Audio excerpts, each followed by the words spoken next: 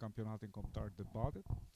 Ky është edicioni i 9 i këtij projekt programi që organizata Liburnetik zbaton tashmë prej 9 vitesh, pa ndërprerje, duke ju përshtatur situatave, sikurse kemi qenë edhe në periudhën e pandemisë dhe kemi pasur edhe shkollën Atë Shtefën Gjeqovi, pjesë të kampionatit. Mbi 100 shkolla kanë qenë pjesë e këtij kampionati në edicionin e 56, në mos gaboj, ku jemi mbledhur më shumë se 100 shkolla në Tiranë.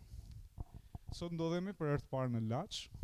Do të zhvillojmë debatet përsa i takon këtij rajoni, duke pasur 2 shkolla përfaqësuese, Atë Shtefën Gjeqovi, një duartërkitje për skuadrën, dhe shkollën nga Rësheni që na ka ardhur këtu. Shumë faleminderit për ju. Mirë, mua vjen mirë që kemi shkolla që rikthehen apo shkolla që kanë pasur një pauzë dhe janë përsëri pjesë e kampionatit. Kjo do të thotë që dëshira për të marrë pjesë në këtë aktivitet është e madhe dhe neve gjithmonë mundohemi që çdo vit të plotësojmë përmes mundësive që na japin 2 donatorët në këtë rast. Kemi Agjencinë Kombëtare të Rinisë dhe AMSHC, dhe dua t'i falenderoj për mbështetje. Nga ana tjetër, është një staf i palodhur mbrapa gjithë këtij projekti, sikurse janë gjykatësit apo edhe anëtarët e skuadrës së Liburnetik që bëjnë të mundur zhvillimin e këtij projekti. Ndaj unë dua të falenderoj Anxhelën që na është bashkuar për të gjykuar sot në këtë debat. Është pjesë e organizatës, edhe pse tashmë është distancuar sado pak sepse është në profesionin e saj, juriste. Nga ana tjetër është Eliverta Muço, e cila kthehet në këtë kampionat për të 9 vit radhasi në formatin e gjykimit, dhe nga ana tjetër jam dhe unë që do të bëj gjykim sot si drejtues i organizatës. Shumë faleminderit edhe një herë. Megjithëse jemi të falenderimet, unë nuk harroj asnjëherë që të falenderoj edhe mësuesat që ju sjellin edhe ju përgatisin për gjatë gjithë këtij programi. Ndaj pa humbur kohë, do të fillojmë me debatin e parë, debatin e skuadrave. Në këtë debat parë, sikurse ja u thash dhe pak më parë, të 8 anëtarët janë të thirrur për të bërë argumenta, për të dhënë analiza, statistika, studime. Ajo çfarë duam ne nuk është thjesht të dëgjojmë që ju e keni përgatitur temën për cilën ju është caktuar edhe paketa kërkimore. Nuk duam të dëgjojmë statistika apo analiza sa bukur i keni mësuar përmendur, sepse ky nuk është debat. Debat është kur kemi një arsyetim të mirë ndërtuar, sikurse mund të jetë logjika e gjithë secilit që do të marrë pjesë në debat. Ndaj dua që ju të keni një vëmendje maksimale për gjatë gjithë debatit, në mënyrë që të keni edhe përgjigje të sakta përsa i takon argumentave të anëtarëve të skuadrave respektive. Prandaj dëgjoni dhe bëni një debat të mirë. Pa dyshim që mund t'i përdorni analizat dhe statistikat, ato shërbejnë për ta përforcuar argumentin, por jo detyrimisht janë të domosdoshme, sepse mund të vlejë arsyetimi dhe mënyra se si ju e sillni debatin edhe temën për cilën do të debatojmë sot, e cila është zgjedhja të emigrosh apo të qëndrosh. Uroj që t'ju bjerë qëndrimi që do të dëshironit, edhe pse është një temë shumë e bukur dhe aktuale dhe që më së shumë t'i prek moshën tuaj. Kështu që do të ftoj një nga anëtarët e skuadrës Rëshenit, meqense na ka ardhur, dhe pastaj në debatin e dytë do të keni të drejtën e zgjedhjes shkolla Atë Shtefën Gjeqovi. Mirë? Për zgjedhjen me qëndrimin tani.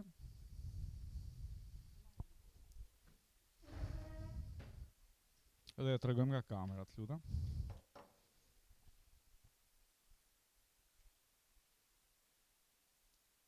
Pro do të jetë skuadra e Rëshenit, pra pro emigrimit.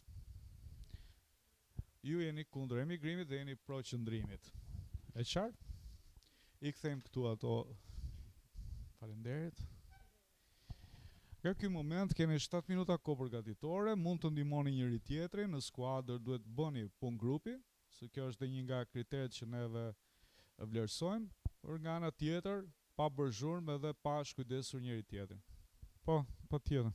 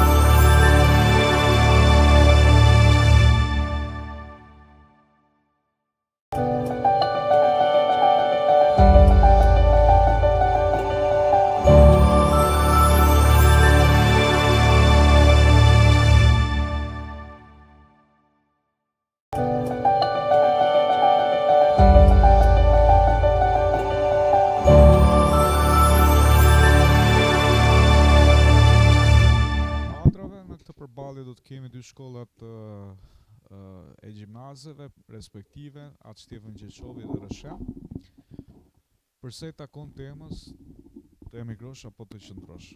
Do të filloj gjimnazi Rëshen që mban qëndrimin pro dhe pastaj do të pasohet nga gjimnazi tjetër atë Shtefan Gjeçovi që mban qëndrimin kundër.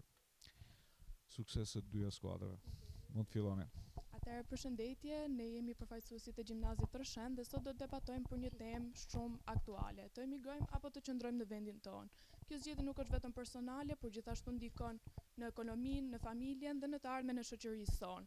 Por ne sot do të mbrojmë të emigrojmë. Sipas indeksit të zhvillimit njerëzor, vende shumë të zhvilluara investojnë në 3 fusha kryesore: arsim dhe ofrojnë gjithashtu jetëgjatësi më të madhe se sa vendet e tjera, gjithashtu dhe infrastrukturë më të mirë.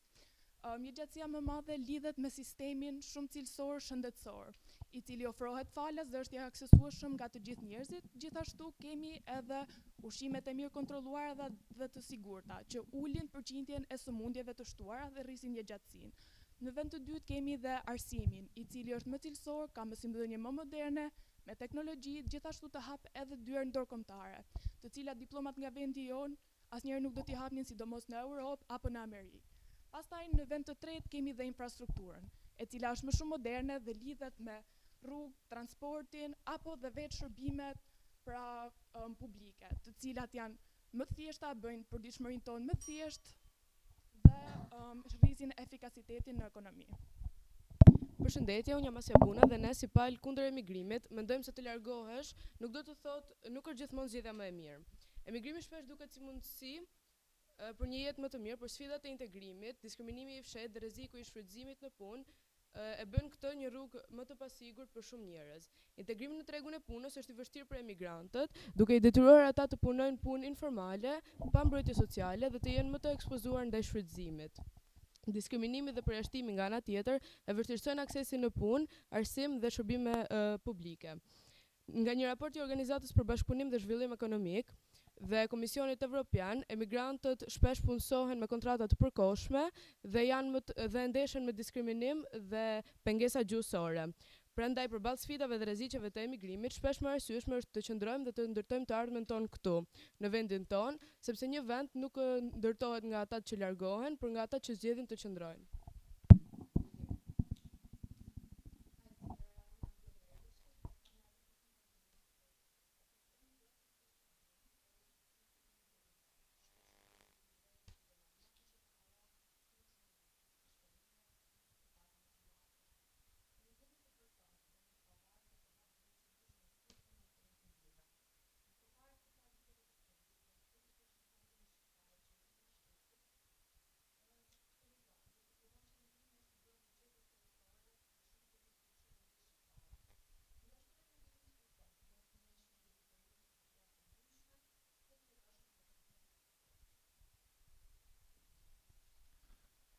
Duke dëgjuar imtësisht argumentin e palës kundërshtare, ne mendojmë biçëm që qëndrimi në Shqipëri është thelbësor për ruajtjen dhe forcimin e identitetit kulturor.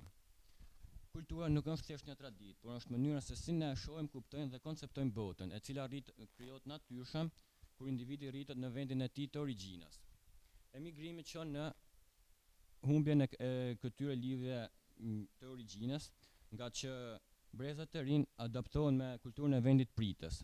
Këtë fenomen mund ta vërtetojnë edhe studimet e OECD, ku pohon se brezat e rinj kanë prirje më të mëdha të integrohen me kulturën e vendit pritës, shpesh në kurrizën e kulturës së origjinës së tyre. Po ashtu UNESCO pohon se globalizimi dhe migracioni janë ndër faktorët më kyç që çojnë në humbjen e gjuhës samtare dhe identitetit kulturor. Dhe e mbyll argumentin duke drejtuar një pyetje rreth palës kundërshtare. A ruhet kultura një vendi në qoftë se individët nuk jetojnë në vendin e tyre të origjinës?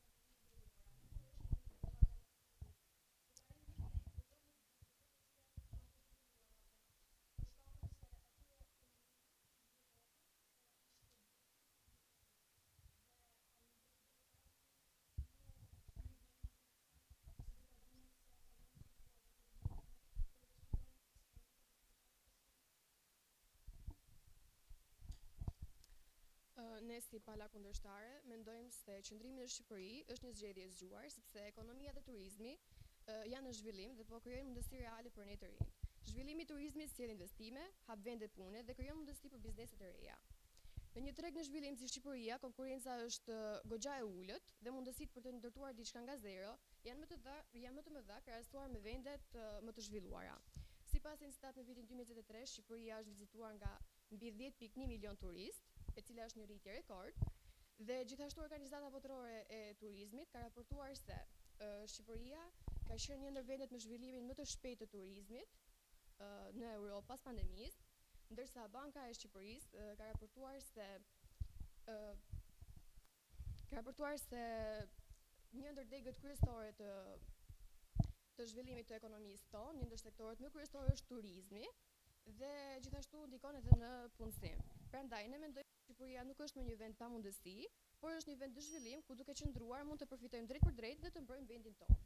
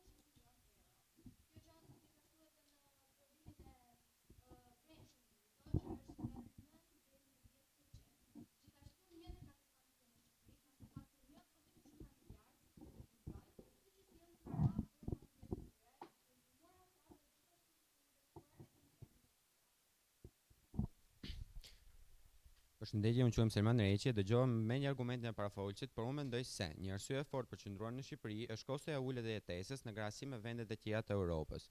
Sipas UNFPA, Shqipëria ka kosto më të përballueshme jetese, pra ushqimet janë më të lira, banimet dhe transporti. Edhe pse pagat janë më të ulta, edhe shpenzimet janë më të ulta.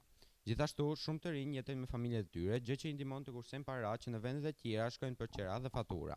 Sipas Eurostat thuhet që në vendet e tjera të Europës, pjesa më e madhe të ardhurave shkon për shërbimet bazë. Pra, në fund të fundit, nuk ka rëndësi vetëm sa fiton, por sa të mbetet në fund. Emigrimi ofron rritje të menjëhershme të ardhurave dhe mundësime të gjëra punësimi. Anketime si Household Migration Survey tregojnë se migrantët fitojnë më shumë të ardhura pas migrimit se para tij, duke përmirësuar kështu standardin e jetesës së tyre dhe të familjarëve, kur kriteri kryesor i individit është mirëqenia ekonomike, materiale dhe mundësia për të kursyer apo investuar. Emigrimi nuk shqihet vetëm si një rrugë për të ikur, por është një mënyrë konkrete për të arritur stabilitet ekonomik dhe përmirësim të cilësisë së jetës. Sipas një statistike, në vendet si Gjermania, paga mesatare mujore bruto kalon 4.000 euro, që ka tregon ekonomi të zhvilluar dhe produktivitet të lartë, ndërsa në vendet e rajonit kjo pagë është më ulët se 1.000 euro dhe reflekton sektor të dobët ekonomik dhe mungesë investimesh. Pra, kjo pabarazim me standardeve të jetesës padyshim që sjell nxitjen e emigracionit. Përshëndetje, e dëgjova më vëmendje argumentin tuaj, sigurisht që respektojmë atë, por emigrimi përtej përfitimeve të shumta ka dhe negative. Një ndër këto anë është prishja e strukturës familjare. Për arsye se emigrimi ndan familjet për periudha gjata.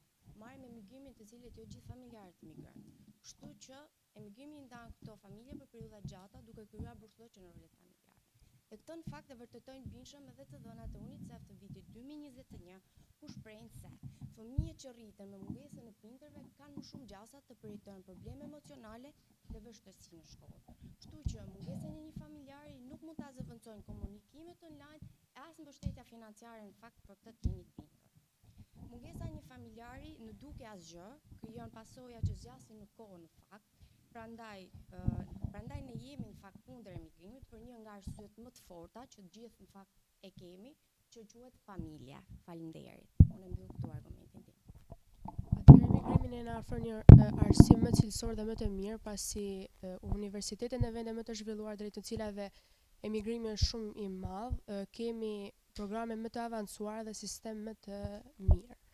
Gjithashtu në vendet më të zhvilluar ka dhe një treg pune më të zhvilluar që na mundson na krijon mundësinë për zgjedhje të lirë dhe kemi një shumëllëshmëri zgjedhjesh për punë, që mund të krijojmë një karrierë shumë më të mirë dhe më të lehtë dhe të vlefshme. Gjithashtu dua t'ju drejtoj edhe një pyetje, duke mos hedhur poshtë asnjë nga argumentet tuaja. Mendoni se ndonjëherë duhet të tregojmë më egoist duke emigruar, duke mos sakrifikuar?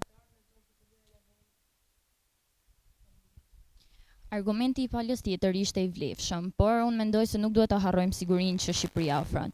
Siguria sipas statistikave të Global Peace Index 2024 të viteve të fundit tregon se Shqipëria renditet si një vend me siguri mesatarisht të lartë, krahasuar me vende të tjera më të mëdha që e kanë sigurinë më të ulët dhe kriminalitet relativisht të ulët. Sipas statistikave të Eurostat 2023, shumë emigrantë hasin diskriminime dhe vështirësi integrimi, dhe shumë vështirësi më të madhe për të gjetur punë. Ti në vendin tënd një vendin, kulturën dhe ke mbështetjen nga familjarët dhe shoqëria jote. Nga shteti, izolimi është diçka që ndikon shumë. Ti tani, a nuk mendoni se në vendin tënd, në vend që të ankoheni, duhet të investojmë në... Unë jam Nisjeta dhe një aspekt tjetër pro emigrimit është se indeksi i lumturisë në vende si Gjermania, Suedia apo Zvicra janë ndër më të lartat në botë, duke u bazuar në raporte ndërkombëtare si World Happiness Report. Kjo lidhet drejt për drejt me nivelet e larta të mirëqenies që këto vende ofrojnë. Tregjet e punës janë më të qëndrueshme, pagat janë më të larta dhe ekzistojnë institucione të konsoliduara arsimore dhe shëndetësore që ulin pasiguritë financiare dhe stresin e përditshëm. Niveli i lartë të mirëqenies të këtyre vendeve lidhet gjithashtu me infrastrukturën e zhvilluar, mjediset të pastra apo mundësi për zhvillim personal dhe profesional. Karakterizohet gjithashtu nga institucione funksionale, rend publik, niveli i ulët korrupsioni dhe mbështetje sociale për qytetarët në rast të pensioni, papunësie apo sëmundjeja. Kjo bën emigrimin një zgjedhje racionale për të gjithë individët që kërkojnë një nivel më të lartë mirëqenieje.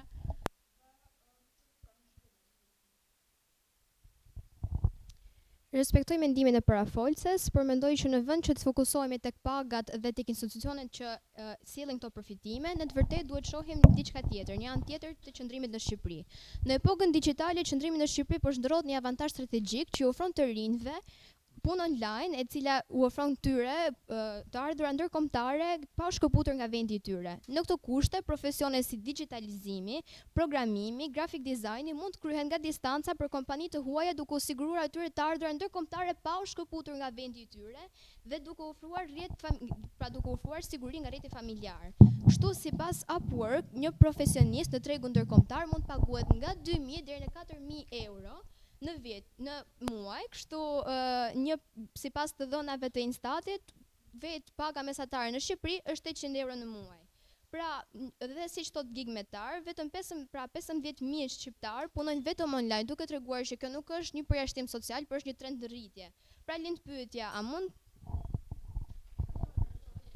të na jepni një shembull konkret ku puna online dështon aq shumë saqë emigrimi mbetet e vetmja zgjidhje?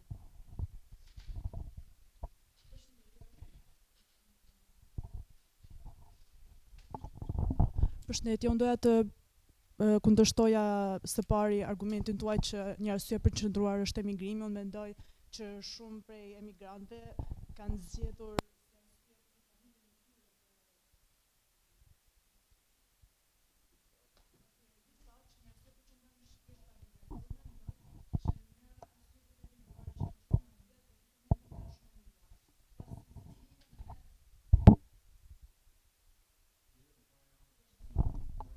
pasi secili nga ne dëshiron të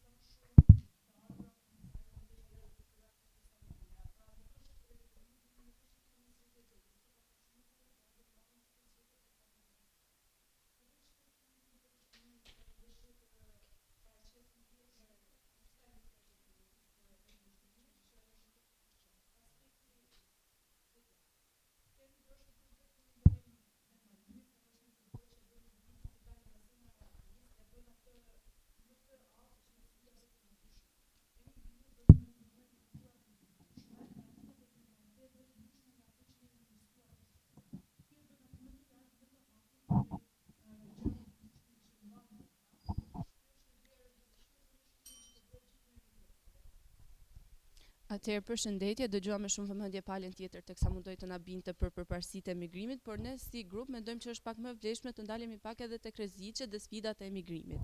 Së pari, emigrimi nuk është një rrugë e lehtë për çdo. Emigrimi është një rrugë e mbushur me sfida, ku si ndër të tilla mund të përmendim zgjatjen dhe vonesën e dokumentacioneve, kostot e larta financiare, kostot e larta shpirtërore, bullizëm, barriera në gjuhë dhe komunikim, dhe mbi të gjitha ka pa një pjesë ku tha që Gjermania ka kostot e larta. Duhet mendojmë që nuk ka vetëm pagat larta. Një mirë ka dhe një të keqe. Ka pagat e larta, po ka edhe kostot e larta. Prandaj, për të kthyer edhe një herë tek thelbi i debatit, ne si grup mendojmë se sot kemi paraqitur argumente logjik dhe faktik për të bindur një të ri shqiptar të qëndrojë në vendin e tij, të mos e braktisë vendin e tij dhe të mos ecë vetëm me idenë për t'u larguar, po të ecë me idenë se jeta e mirë mund të ndërtohet edhe në Shqipëri, thjesht ndoshta nuk duhet të mbahet mendja vetëm te largimi. Pra mendojmë se ne sot kemi dhënë argumente shumë të saktë për të merituar fitoren, duke ju uruar sukses edhe palës tjetër.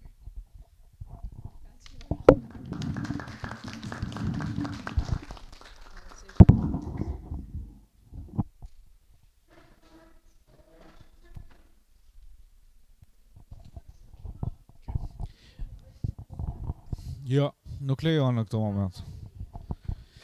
Mirë, faleminderit dy skuadrave për këtë debat. Një duar trokitje.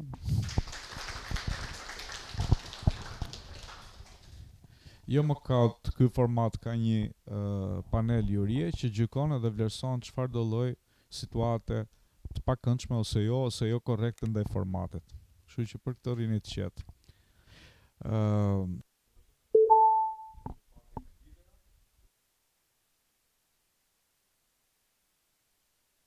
Zgjedhë juria të këto zarfat këtu.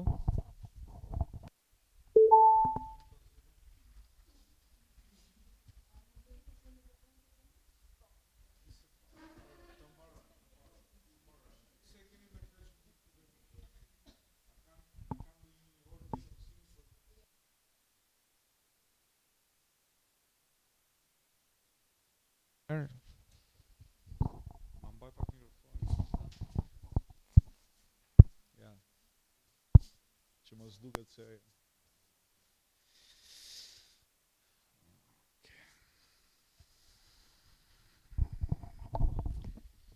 shumë mirë, më pëlqen kjo tema. Të vetmit njerëz që kanë pushtet në demokraci janë politikanët. I keni pasur dhe vjetë në mos gaboj si temë, por edhe nëse keni qenë vëmendshëm ndaj debateve që ne kemi hedhur online, kjo temë është trajtuar. Kështu që me siguri do keni pasur edhe mundësinë për të kapur apo për të përfituar ato argumentet më të mira. Megjithatë, mbetet një temë që do trajtohet në kohë reale nga dy liderët. Dua vëmendje. Tani do të ndajmë edhe qëndrimin për sa i takon dy vajzave. Kush do zgjedhë? Jo, duhet të zgjedhë juve, pra, juve, se më para zgjedhë Rësheni. Okej. Ju jeni dy liderit, apo jo? Okej. Të mandej nga kamera, ju lutem? Nga kamera. Okej. Pro do t'jetë Dea dhe Grace si kundër. A janë vërtet politikanët të vetmit që kanë pushtet në demokracinë?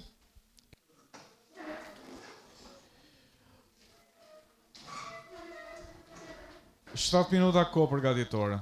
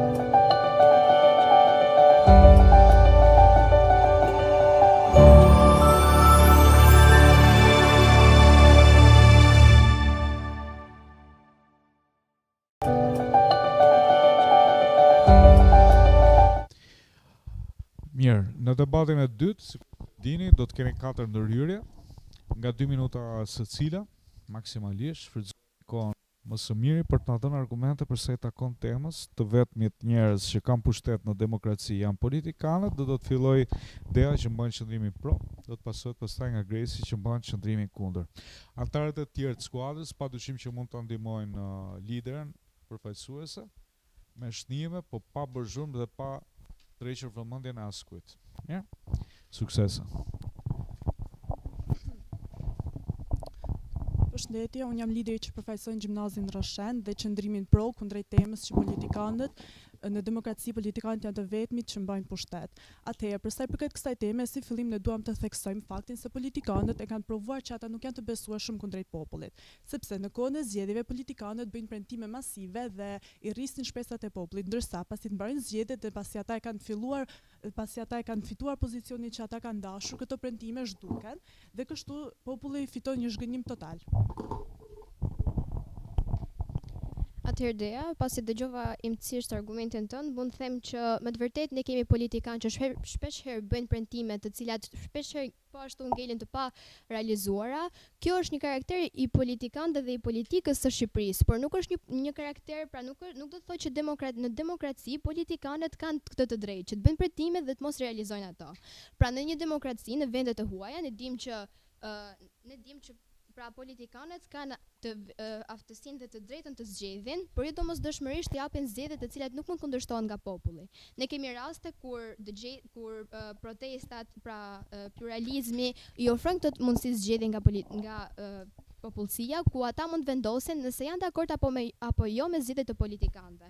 Për shembull, në rast se mund të marrim rastin e një shembulli kur politikanët vendosen pikërisht ligjin që mjekët pasi diplomohen duhet të ushtrojnë profesionin e tyre në Shqipëri për 5 vite rresht. Për këtë ne realizuan protesta të cilat e hodhën poshtë si vendim dhe duke marrë shembull këtë protest, mund të themi që politikanët me të vërtet kanë aftësi dhe mundësi vendimarrje, por populli ka të drejtën të kundërshtojë ato në rast se nuk i shikon të drejta. Faleminderit. Atëherë, unë mendoj se protesta dhe kryengritja kundrejt politikanëve është gjithmonë zgjidhja e dur, sepse populli shqiptari nuk mund të kalojë gjithë historinë e tij duke kundërshtuar politikanët, sepse nëse politikanët bëjnë zgjedhjen e dur dhe nëse ata e respektojnë dëshirat e popullit, atëherë ne nuk do të kemi nevojë të ngritemi në protesta, sepse populli është argumentin. Atëherë Dea, të respektoj mendimin, por unë mund të them që pikërisht është po ashtu edhe mundësi zgjedhje nga ne. Ne jemi ata që zgjidhin politikanët, pra jemi edhe ata që mund t'i heqin politikanët. Në rast se kjo bëhet diçka një her pas hershme, pra vendosja pra vendimarrja bëhet e her pas hershme sipas kundërshtive që ka populli, atëherë ne mund të kemi aftësinë që t'i heqim këta nga pushteti, pra meqense po themi që ata kanë pushtet, ne mund t'i heqim nga vendi i tyre me anë të referendumeve apo me anë të institucioneve si që është sot edhe SPAK-u apo gjykatës.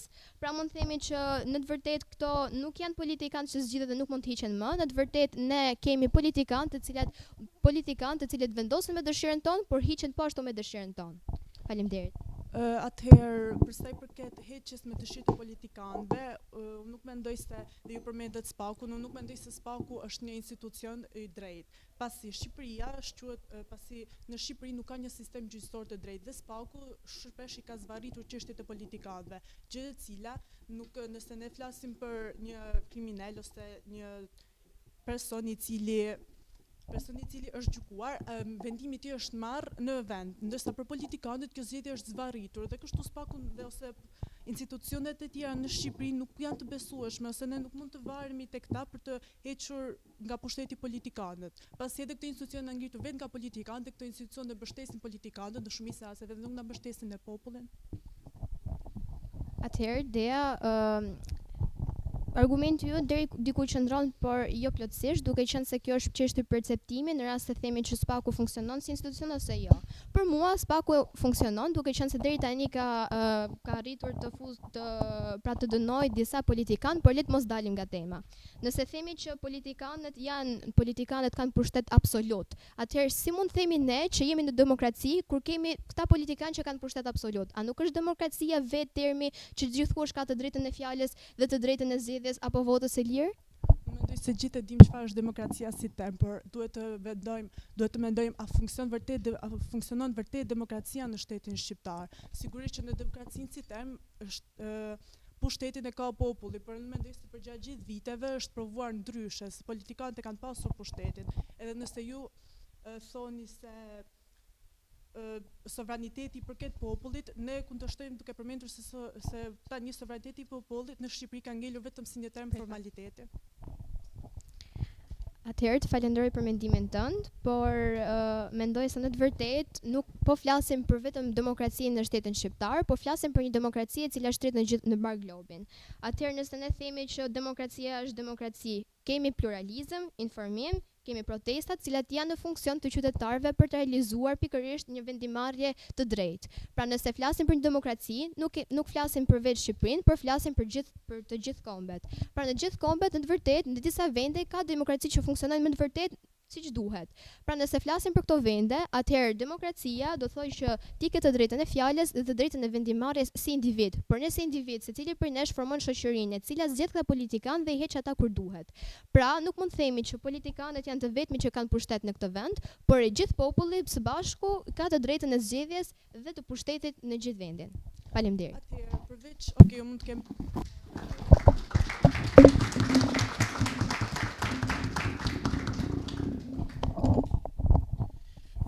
Faleminderit dyja skuadrave, ne tani do mbledhemi për të bërë vlerësimin, jemi në një fazë pikëzimi, nuk kemi të eliminuar në mënyrë të drejtë për drejtë në këtë fazë. 16 skuadrat me më shumë pikë do të jenë skuadrat që do të vazhdojnë garën në Tiranë. Kështu që shihemi pas pak për të mësuar rezultatet. Faleminderit. A doni dilin?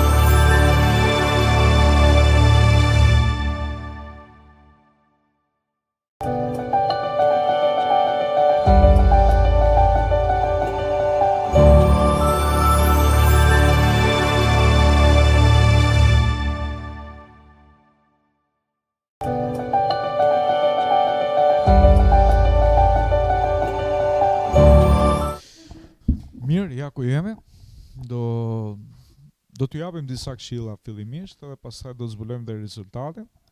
Që do t'ja kaloj fjalën Elivertës dhe pastaj Angelës dhe në fund fare unë do t'jap pikët.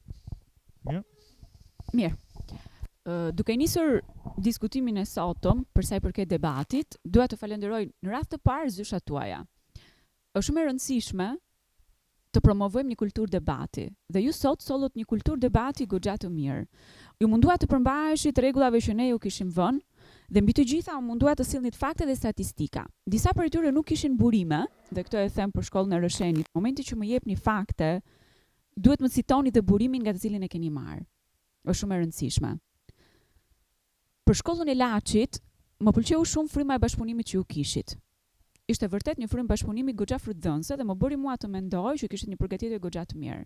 Sollët fakte, argumenta, statistika, që ishin goxha të vlefshme dhe nga verifikimet që bëra ishin goxha efikase.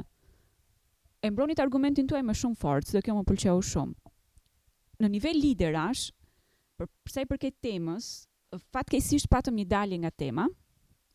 U mundua vajza e shkollës së Laçit ta risillte fokusin, por kur japim një temë specifike siç ishte të vetmit njerëz që kanë pushtet në demokraci janë politikanët, kishit mjaftueshëm argumenta për të cituar, siç ishin aftësitë tuaja kundërshtuese, mundësitë që ju keni për të kundërshtuar një X frymë politike, janë shumë e rëndësishme që ju të jepni një mendim të bazuar mbi atë çfarë ju prisni, që nuk më erdhi fatkeqësisht. Gjithsesi, pa dashur të demotivoj, do të doja që të punonit akoma më shumë për fazën tjetër dhe do doja që në nivel grupi dhe në nivel lideri të bënit një ballafaqim me njëri tjetrin për të kuptuar ku i keni argumentat pro dhe ku i keni argumentat kundër, ku çedon argumenti juaj dhe ku është pika më e fortë e argumentit tuaj.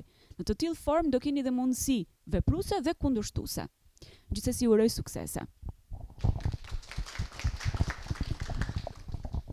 Suspansën mbi pikë do ja shtoj pak edhe unë me komentet që kam për t'ju bërë. Se pari përgëzoj të dyja ekipet për pjesëmarrjen. Duke qenë se unë kam qenë pjesëmarrëse vetë në 2 edicionet e para, ju kuptoj shumë mirë në raport me emocionet, menaxhimin që duhet të bëni dhe patjetër me vështirësinë që ka përzgjedhja e rendit logjik që do të marrë argumenti përkundrejt edhe replikës që duhet të ruani me kundërshtarët. Si element që ndoshta do ju përgëzoja së pari dhe që më ka pëlqyer të shijuar vërtet gjatë debatit është ngritja e pyetjeve si pjesë e argumentit tuaj. Mendoj që kjo është esenca e të qenurit debatues, sepse një pyetje e ngritur mirë tregon që keni përvetësuar të argumentin tuaj personal dhe jeni të aftë t'ia kundrejtoni këtë argument edhe personit që keni përpara. Përgjigjja ndaj pyetjeve ndërkohë është diçka që është një sinergji që e pres më shumë nga debate që supozohet të paraqesë një nivel të lartë përgatitje nga të dyja ekipet. Kështu që ndoshta do doja që të kishit një fokus shumë të madh ndaj përgjigjes së pyetjeve, pa sa e kishit ndaj ngritjes së tyre. Element që ndoshta do doja të punonit sërish më shumë do të ishte edhe përvetësimi i temës.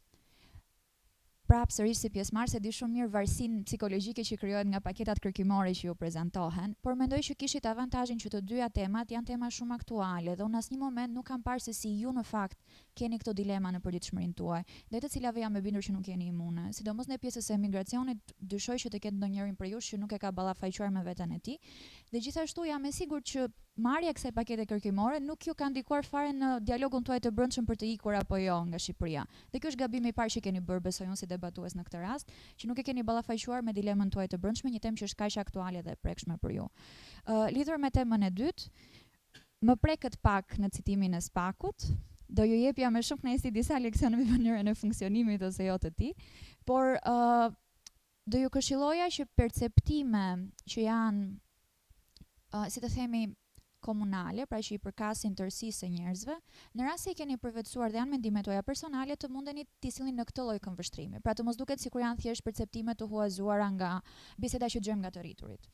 Në këtë drejtim, në fakt, gjëja që më ka pëlqyer dhe më shumë, patjetër që ka qenë etika, që keni pasur në raport me njëri tjetrin, e kam vlerësuar shumë vënje në vëmendje të respektit që keni për argumentin e personit që keni përballë. Do ju sugjeroja që të vazhdoni të mëshoni këtë lloj respekti reciprok për njëri tjetrin, është shumë i nevojshëm dhe për fazat e tjera.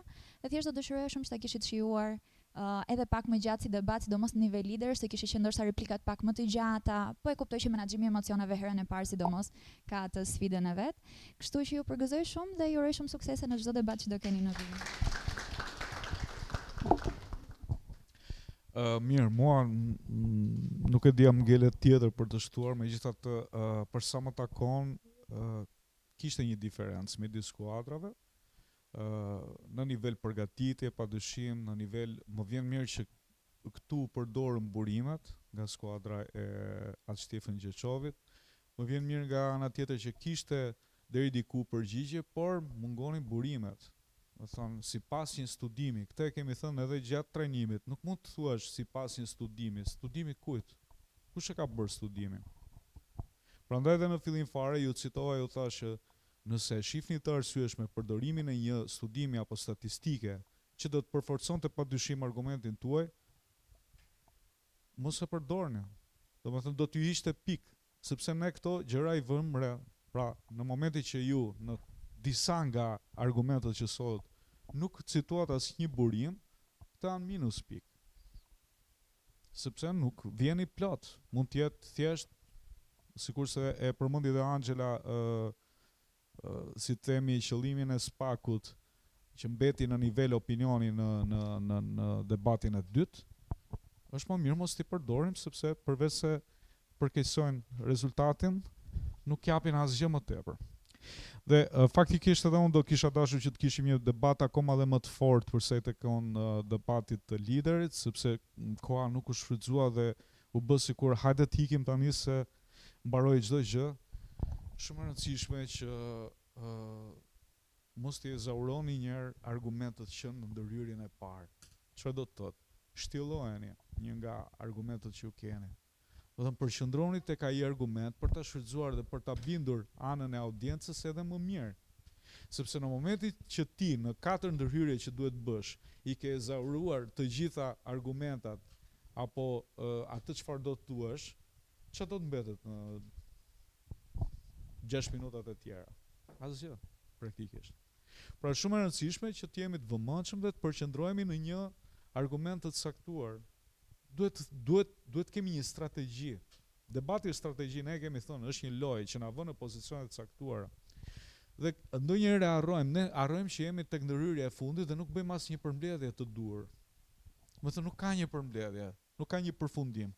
Bëm debatin, okay, tham atë çfarë duhet thonim dhe nuk pati, do të thonë, nisim një film ta shohim në televizion, por duam të dim përfundimin. Këtu përfundimi nuk ishte. Kështu që dua t'ju uroj edhe një herë suksese. Realisht prisja pak më shumë është skuadra e Rëshenit, sepse gjithmonë i kam vlerësuar punën që keni bërë, por ndoshta mund të keni qenë shumë të impenjuar, emocionet kanë bërë të tyrën. Mendoni në mënyrë strategjike edhe për zgjedhjen e liderit, për secilët nga skuadra. Ne e themi në çdo takim, jo vetëm për shkollat tuaja, po edhe për shkollat që janë pjesë e ridebatit. Është shumë e rëndësishme që të keni një lider që ndoshta e menaxhon mirë emocionin. Se kjo është një pjesë që ndikon shumë tek ndërhyrja, që do të bëjë secili nga ju. Mendojeni, nëse një lider nuk është mirë atë ditë, se mund të ndodhi edhe unë se jam mirë ndonjëherë dhe flas broçkulla në jargon. Kështu që çdo gjë është strategji. Në këtë lojë të paktën. Nga ana tjetër, ajo çfarë vlerësojmë ne është që ju jeni vënë përballë një programi të tillë, keni studiuar, keni mësuar gjëra të reja, se fundja ky është qëllimi i këtij projekti. Sigurisht që fitoria është çdo kush do ta donte. Ti jemi realist, domethënë dhe mua do më pëlqente që me skuadrën time përfaqësuese në Ridibet fitoja kampionatin, por e rëndësishme është që neve e kemi vënë trurin në lëvizje, kemi reflektuar, kemi mësuar shumë gjëra të reja dhe kjo ndikon në përditshmërinë tonë padyshim. Grupi këtej evitoni ndonjëherë këto përdorimin e replikave apo si ta them, nuk do doja që të çedoni tek këto pikët që janë shumë banale, do thoja unë, edhe nuk do ju hiqtin pikë kot. Mbani një qëndrim korrekt deri në përfundim të debatit. Evitoni që t'jeni ndaj grupit tjetër, si ta them, sulmues, sepse ju ndikon edhe kjo në pikë. më thënë bani një qëndrim korrekt deri në fund të programit. Pastaj, mbas programit dhe për grupin tjetër, mund të diskutojmë, të flasim me njëri tjetrin, jeni bashkëmoshatar, mund të sqaroni çfarë do lloj gjëje. Nuk kemi këtu për luftë dhe nuk duam të transmetojmë këtë si mesazh. Ne duam të transmetojmë mesazhin e mirë që të gjithë mund të bëjmë një debat ndërtues, konstruktiv, do thënë, në mënyrë që të japim edhe rezultatet. Mirë, pa humbur kohë tash do japim pikët. Për skuadrën e Rëshenit do të jenë 183 pikë. Dhe për skuadrën e Ashqefën Gjeçovi 210 pikë.